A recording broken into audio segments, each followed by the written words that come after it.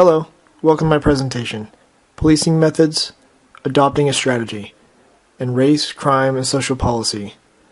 My name is Craig Haley. I'll be your presenter today.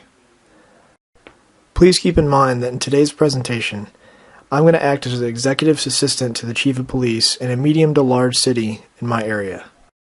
The idea behind this presentation is to talk about zero-tolerance policing and community policing differences and similarities. Today we're going to talk about the advantages and disadvantages we see in this particular situation that I'll be talking about. We're also going to recommend an adoption of one or the other and describe the probable results in terms of the relationship between police and the minority community. In addition, the police department I'll be discussing has had a difficult relationship with minorities in this city, and the new chief would like to change that. Currently, leaders of that minority community are complaining that the police department does not take crime seriously unless it affects white neighborhoods, and they are demanding immediate action. So let's get started. Today we are going to discuss several things about our city's law enforcement and the style of policing it currently conducts to the communities of the city. Our city has had a long history of evolution, establishing a reliable infrastructure for its citizens, and a prosperous area to live and grow. Since the late 19th century, our city has attracted immigrants from around the world that have become multi-generational Americans. Today we find no difference in the way our city has evolved from the late 19th century. However, we find a difference in how it's viewed as newer populations of diverse ethnicities and races pour into our city looking for a better opportunity at life, just as we did over 100 years ago. This city has seen years of growth related to the economy and infrastructure that can be contributed to immigrants that earn the title of Americans. This evolved into the hardworking and diverse populations we currently have today. As we transition into today, we are falling into higher crime, a depressed real estate market, and a declining economy as our population increases. In addition to this, we are beginning to face problems between the minority communities and law enforcement. This threatens not only the well-being of the department, but the minority populations as well.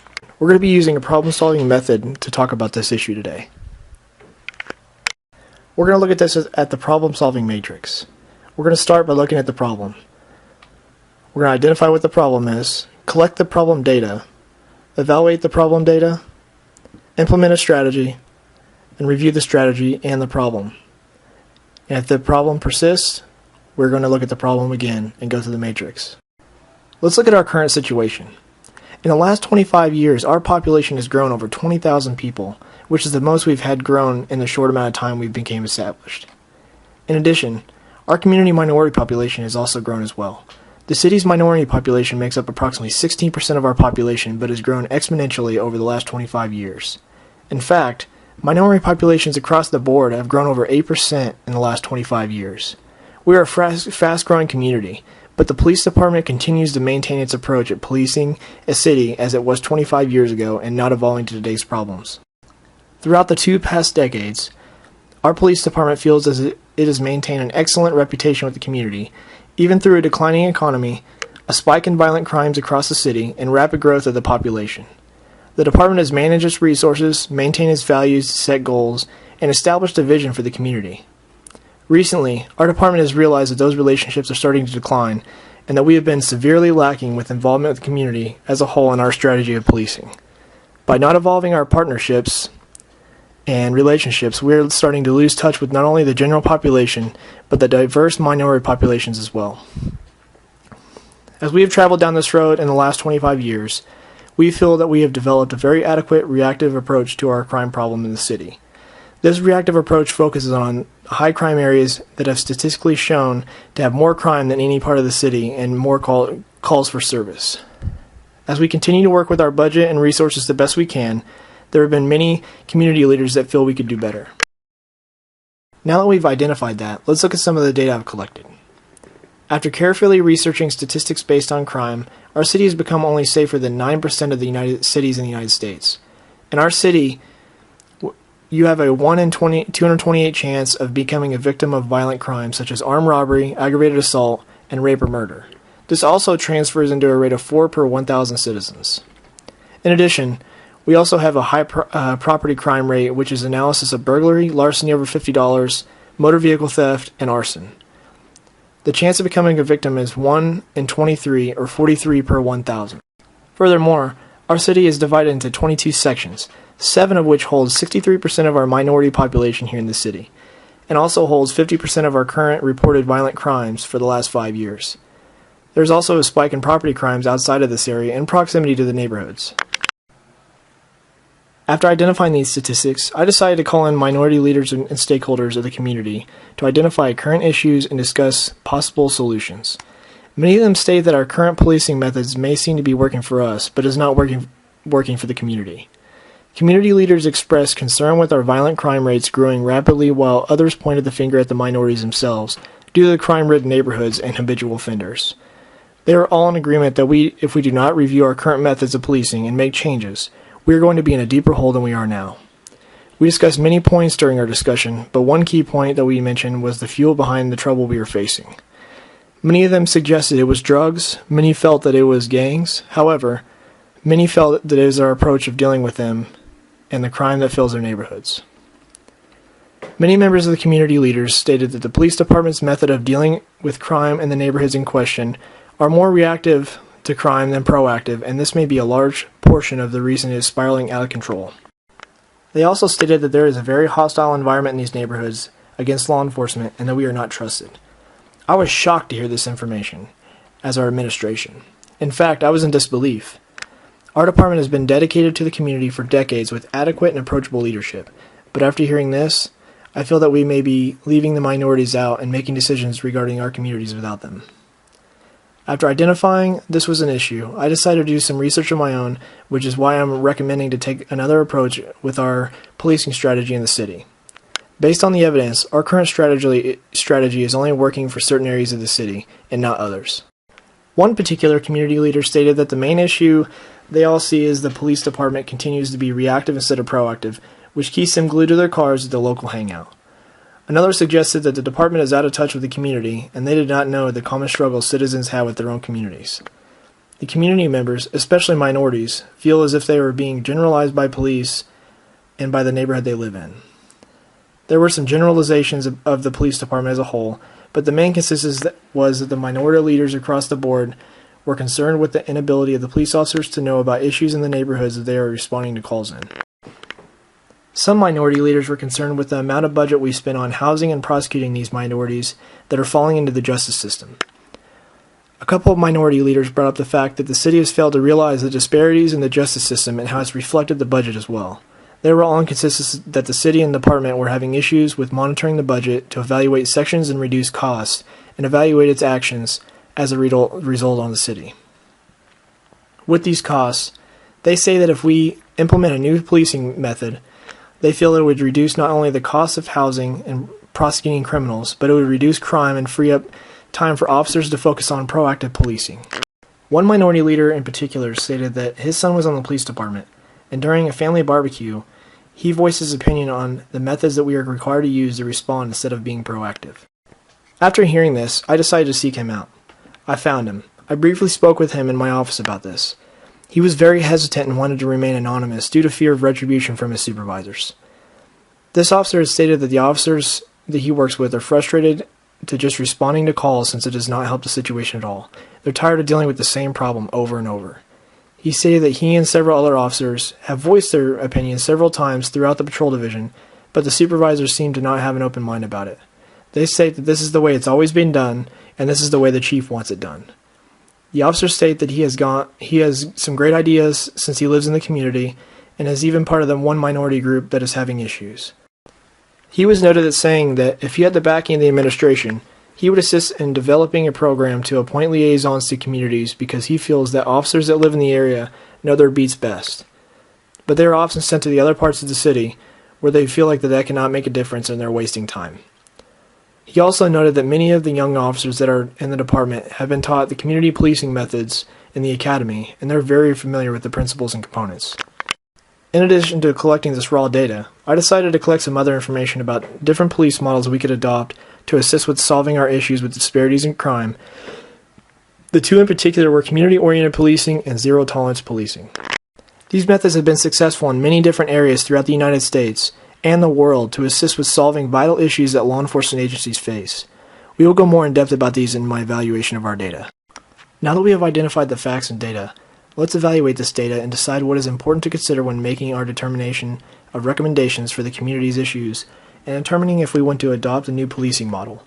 In the data collection, we have identified the following: disparities in minority neighborhoods, city crime rates put us in the lowest percentile in the country, minority leaders have voiced concerns throughout the community, minority leaders identified policing methods and issues. They're also identified that they are reactive versus proactive, budget concerns regarding prosecution and housing inmates in jail, officers internal to the department voicing the change that is needed, and officers internal to the department voicing resistance from supervisor on new ideas. Identified new policing methods, community-oriented policing, and zero-tolerance policing. Now that we've identified that, let's look at some department research.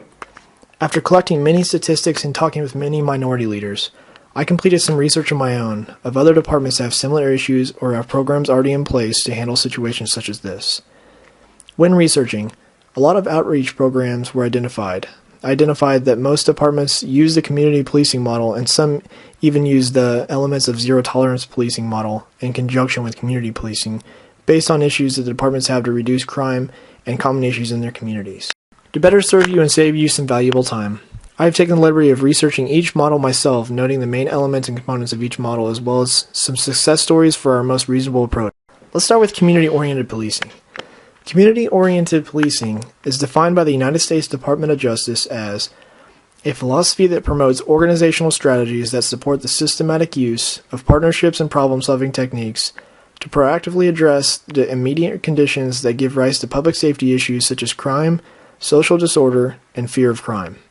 Community-oriented policing is divided by three different components that include community partnerships, organizational transformation, and problem solving.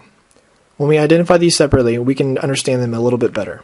First, looking at community partnerships, we can identify this as a collaborative partnership between law enforcement agencies and the individuals and organizations they serve to develop solutions to problems and increase trust in people. The United States Department of Justice realizes that recognizing that police rarely solve public safety concerns alone encourages interactive partnerships with relevant stakeholders within the communities they serve. Since the range of potential partners is large, the partnerships developed can be used to accomplish interrelated goals of developing solutions through collaborative problem solving and improving public trust. With this component in mind, the public should play a role in prioritizing and addressing public safety problems. In addition to this, government agencies can partner with law enforcement to identify community concerns and offer alternative solutions. This can include the judicial systems, health organizations, and neighboring law enforcement agencies. Furthermore, community partnerships include a variety of other resources as well, such as community members, community groups, nonprofit organizations, service providers, private businesses, and the media. Since all these are affected by these actions, we can gather citizens and interest groups to collaborate and gather resources to develop solutions adequately with a consensus of what the priorities are in the community we all live in. The second component is organizational transformation. Organizational transformation is the alignment of organizational management, structure, personnel, and information systems to support community partnerships and proactive problem solving. The United States Department of Justice has identified that community policing philosophy focuses on the way that departments are organized and managed, as well as the infrastructure that can be changed to support the philosophical shift behind community policing. This philosophy encourages the application of modern management practices to increase efficiency and effectiveness of a department, as well as emphasize change in organizational structures to institutionalize adoption and infuse it throughout the entire department. This can include the way that the structure is managed and organized in relation to its personnel and technology. The main sections of this component are agency management, original structure, personnel, and technology. Under the agency management section of this component, community policing infuses ideals through an agency by taking several changes that could develop a new climate and culture. It can also develop changes in leadership, formal labor relations, strategic planning, policing procedures, and change the way that organizational relations are conducted, decentralize the decision-making process, increase accountability, and increase transparency. Understanding the organizational structure portion is vital in this component of the policing model, as it defines how we are to remain accountable for this policing model and how to implement the changes. Organizational structure includes new geographical assignments of officers, despecialization, and incorporating resources and finances.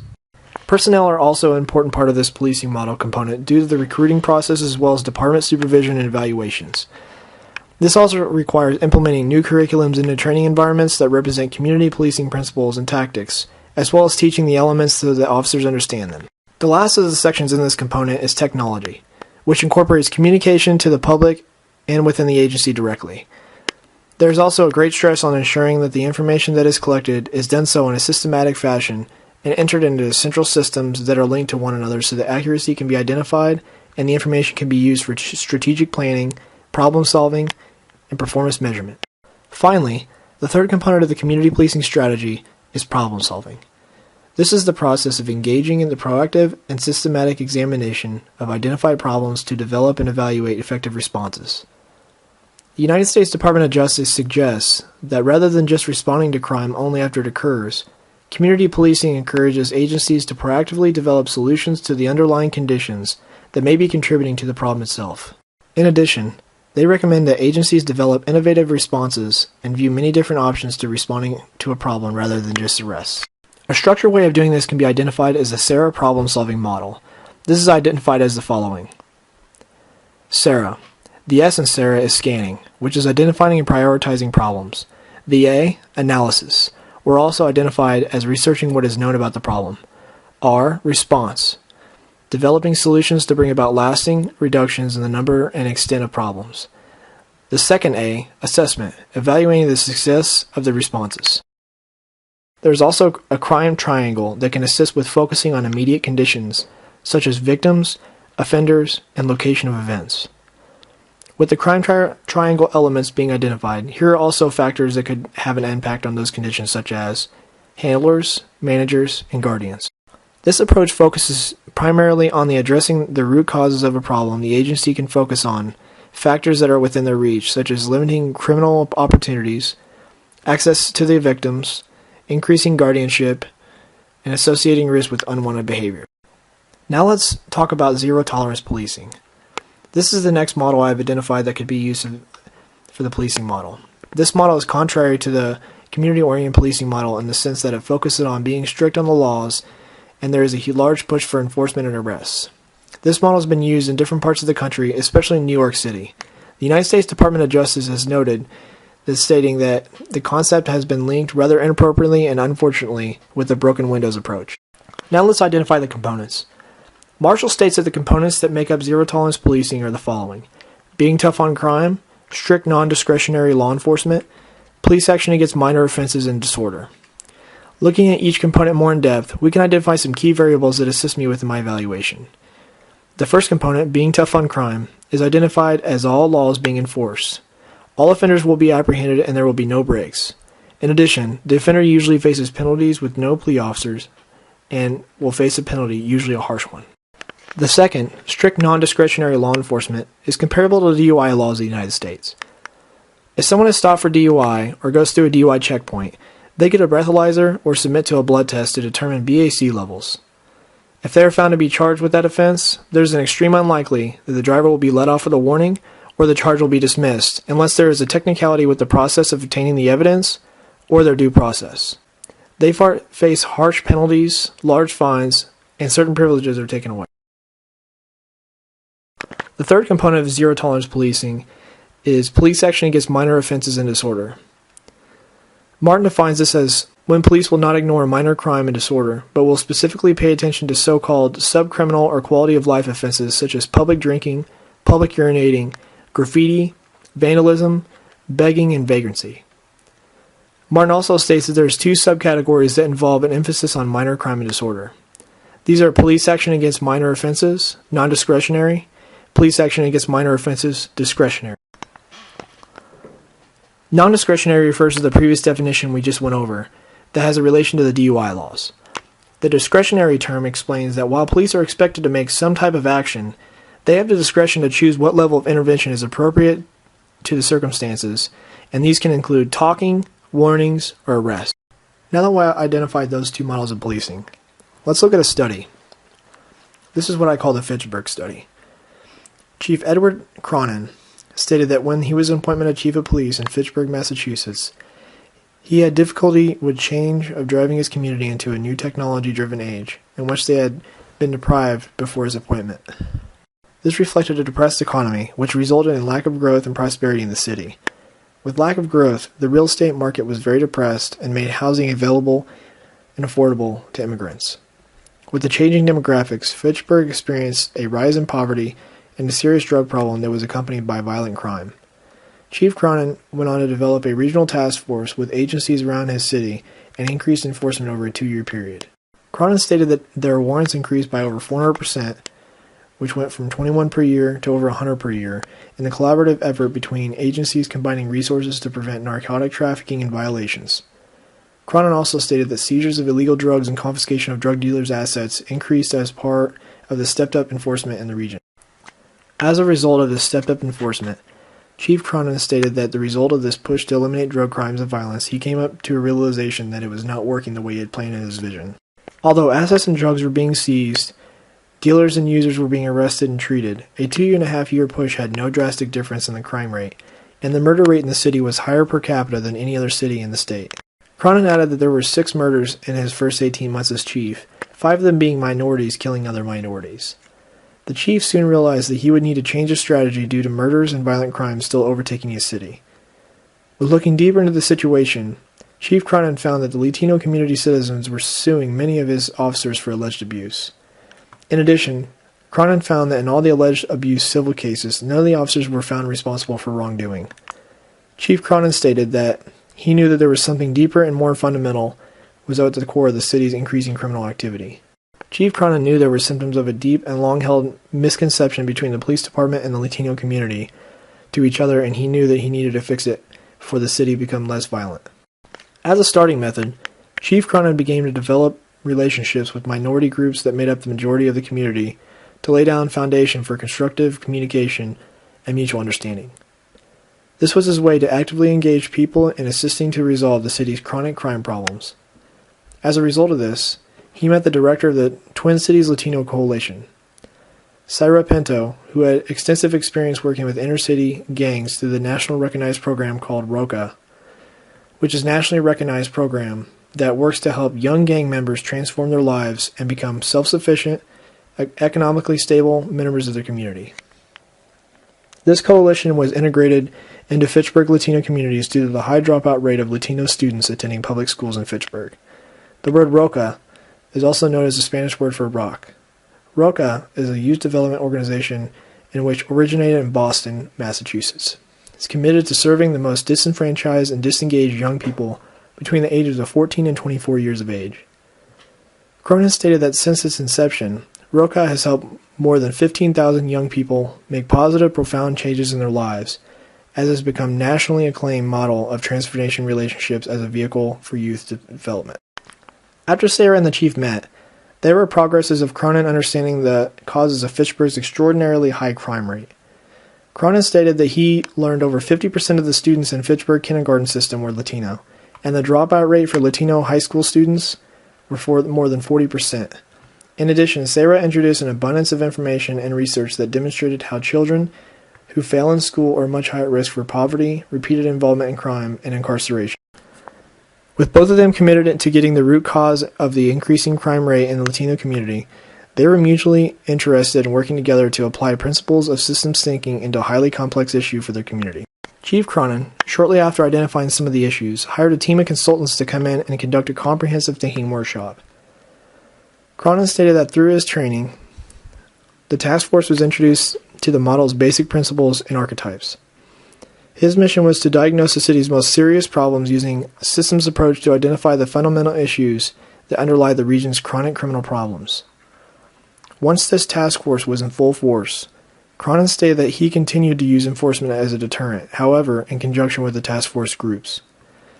This developed prevention and intervention strategies for at-risk youth. Cronin stated that the first year of the program, Fitchburg recorded a decrease in violent crime. In addition, in that first year, the overall violent crime fell by 14% as well as a 4% increase on top of that in 2007. Chief Cronin recognized that this was partially part of the efforts by the community that rose $50,000 to implement a new summer jobs program for at-risk youth and youth who could potentially become involved in criminal activity. Cronin stated that this was a huge success for the city as it decreased violent crimes, as well as it collaborated public institutions and private companies to discuss counterproductive practices from within the community. Cronin stated that due to the task force and community efforts, the department formed a regional partnership with the Twin Cities Latino Coalition, as well as the local Latino community. With the success of the program for at-risk youth and their newfound partnerships, the task force applied for funding that allowed them to increase the work with at-risk youth. It broadens their research efforts, as well as reconsider expulsion practices in the schools, which seem to be one of the major underlying causes of violent crime.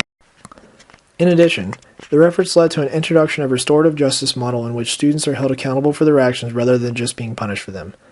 Furthermore, the regional task force began a community dialogue that focused on race relations and resulted in multiracial committees being formed to investigate aspects of deep-seated racial problems. Due to the success of these partnerships, the minority community became much more involved in the community and resulted in the election of the first minority woman in the city's history in the town of Fitchburg. Now that we've gone over a case study, let's evaluate some statistics. When identifying the statistics that was above the national average, it was determined that these statistics primarily focused on certain areas where minorities reside.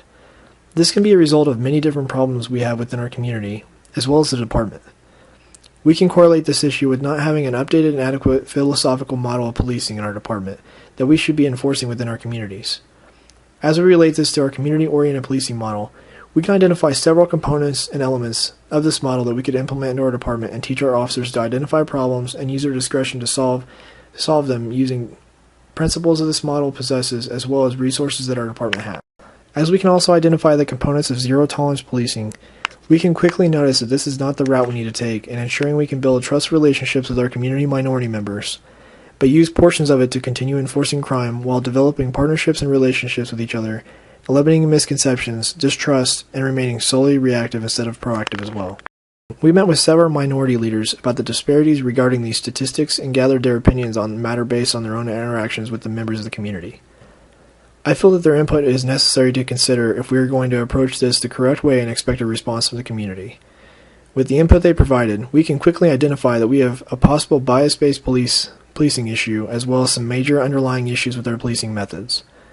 By meeting with these minority leaders, we have possibly identified some key elements that could in fact free up some of the budget to incorporate new strategies policing model with our communities. Furthermore, after reviewing the case study from Fitchburg, Massachusetts from former police chief Edward Cronin, we have found some even bigger underlying issues we may be facing with disparities in crime as a result. These can be identified as the following: possible education issues, gang involvement, wrong policing strategies, no personal relationships resulting in not understanding the ideology and culture, low involvement with identifying issues with the community minority leaders, minority group funding being inadequate resulting in inadequate services, no research base, no task force, limited contact with regional agencies other than the Western Drug Task Force. These issues are just scratching the surface onto what could be causing the disparities and distrust within the community minority after collecting and evaluating this data. I feel that once we implement a strategy, this will open the door to new ideas and areas that need attention. This leads to our next component of this problem-solving process, which is implementing a new strategy. Without further deliberation, I suggest that we take several steps to implement a new strategy of approach in this matter. Now that we have recognized the problem, collected the data, evaluated the data, and related it to our department, we should use our resources we have available to push toward eliminating this distrust and high crime rate we have. While implementing a new strategy, we should focus on developing and implementing in phases so that we can take things one step at a time and focus on short and long-term goals to establish the vision with our department. Since our department veteran officers are being promoted into administration as well as retiring, I feel that the younger officers that are getting right out of the academy have new and improved ideas and are in touch with the culture of the community as well as the current events. I also feel that we should develop short and long-term goals to establish a vision throughout not only the department, but the city and the communities from within. The first step we should take is to identify statistics in our city that is related to crime and map them out in the department crime analysts on a city map to determine where the crime-ridden areas are. We should also review the department and city budget to determine what our annual costs are in relation to prosecution and incarceration of criminals, especially in the minorities that are from the specific areas we are looking at. Second, we should meet with the Professional Standards Division, who is constantly working on reviewing and developing policies recruiting personnel for the department, as well as training them, and discuss development of new policies immediately that surround our new policing method. In addition, we should also develop a training program to train officers in the methods of community-oriented policing as well as zero-tolerance policing to identify each model. By doing this, we are going to allow our officers to be educated on new philosophical strategies for specific situations at hand. I feel that if we bring this development for a new policing model, we will gain interest in key leaders within our department and community that will step up and take role of liaisons and minority group leaders within the affected community. Third, after developing a new policy and identifying key officers that are educated or understand the culture of certain minority groups within our communities, we should develop a task force to include minority group leaders and stakeholders to identify key problems from within the community. Once identifying the problems from within the community, we should develop specific short and long-term task force goals that coincide with finding solutions and implementing a strategy for ongoing problems within the communities. From all my research, the results tend to focus on the same outcome, which is not complete elimination of the problem, but shrinking the problem so our resources are adequate enough to handle it and reduce the violent and property crimes that we currently have. As we have done this for this issue, we should continue to use the problem-solving method or use the SARA method to develop ideas and evaluate facts to better understand the issues we have within our communities. In addition, by researching statistics, articles, studies, and lessons learned, we can eliminate potential failures by reducing the impact of certain scenarios that we can make on our community. By researching and networking, we can also eliminate recreating the wheel, since hundreds of thousands of departments have already implemented these strategies and have posted their results within professional journals and books. Now that we've talked about implementing a strategy, let's talk about reviewing it. As we continue to evolve this new policing model we decide to adopt, we need to constantly step back and review our progress and adjust our short and long-term goals accordingly as our community evolves.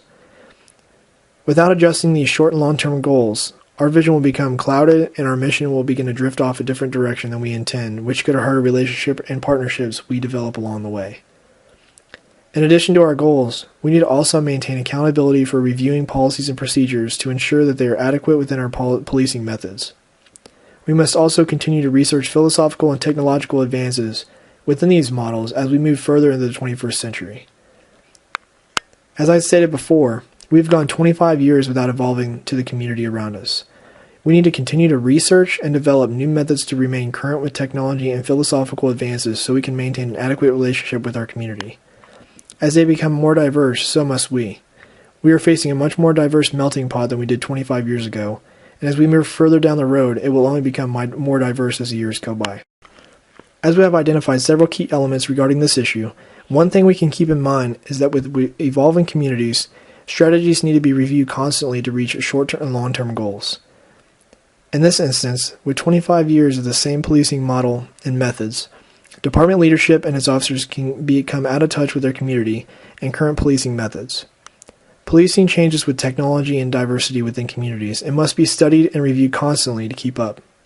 Once the department falls behind, it can be very difficult to manage, and catch-up time can be detrimental to operations and the budget. Keeping strategic partnerships and relationships within the community can assist in identifying some of the issues so the old issues are constantly under review and new issues are identified at all levels. This can create a problem-solving environment that can attract resources from all over the community to assist with issues that can potentially affect everyone.